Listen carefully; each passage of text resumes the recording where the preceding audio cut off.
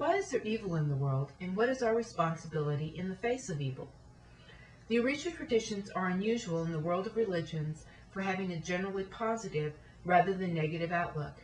That is, rather than seeing life as a vale of tears or a world of suffering, the basic philosophy is that life is good and people are meant to be happy, healthy, and productive. There is no good-evil dualism in Yoruba thinking. It was surprising to the first Europeans when they tried to proselytize the Yoruba people and couldn't find an inherently evil figure, a devil, in the Yoruba pantheon. Instead, what they found was Eshu, who is sometimes called Elegua. Eshu isn't an inherently evil figure, rather he's a trickster. Sometimes he plays nasty tricks on people to test their character. But while he punishes those who fail, he also rewards those who prove worthy. Everyone and everything has the potential for both good and bad actions, and it is one's character that determines whether the most of one's actions are generally beneficial or detrimental. While Orisha devotees see the world as a good and blessed place, we recognize that there is evil in the world.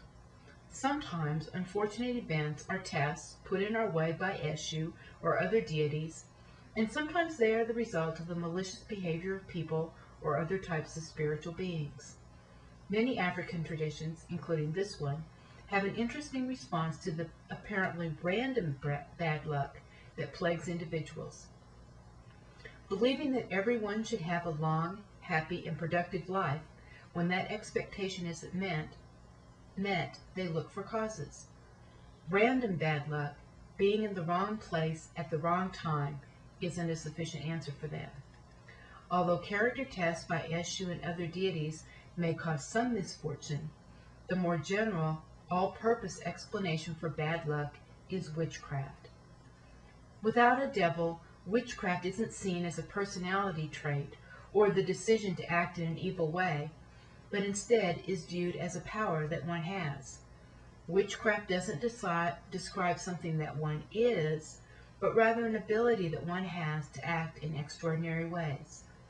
Those with witchcraft power can use it to better their own or others' lives, or they can use it maliciously. Sometimes one isn't aware of his or her own power, and so may cause unintended misfortune. Sometimes the attempt to help an individual or group has a negative effect on some other individual or group. Thus, one of the responsibilities of society as a whole is to control those who use their powers, both their witchcraft power and their other powers, inappropriately, and to support those who use their powers well. We as individuals also have a responsibility to use our powers to the betterment of the community as a whole. Much of the religious practice of Orisha religions is aimed at protecting people from the intended or unintended witchcraft of others. Many people come to practitioners when the misfortune of their lives appear to be unresponsive to other types of interventions, when their illness isn't responding to treatment, or their own efforts towards a good job or a loving partner or healthy children are not producing the desired results.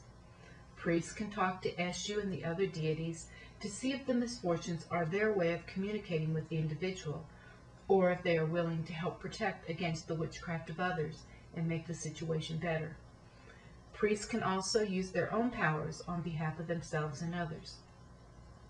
Although people tend to be most concerned about their own lives and those of their family and friends, much of this work is done on an individual level.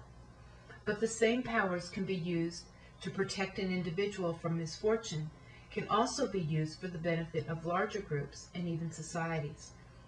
We all have powers that can be used for the benefit of ourselves and others.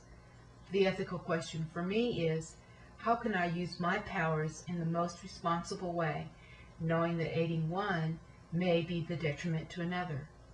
I can see that in many cases, what is seen as evil by one person or group is seen as beneficial by another. In that case, whose benefit should prevail? Our tendency as human beings is to work for the benefit of ourselves, our families, and our friends, and to help others when that doesn't cause hardship to those closest to us. I think that much of the evil in this world is caused by people making just such decisions that they perceive as beneficial without concern about the consequences, intended or unintended, on others. Our challenge is to use all our powers in such a way that we cause more fortune than misfortune. That's not easy.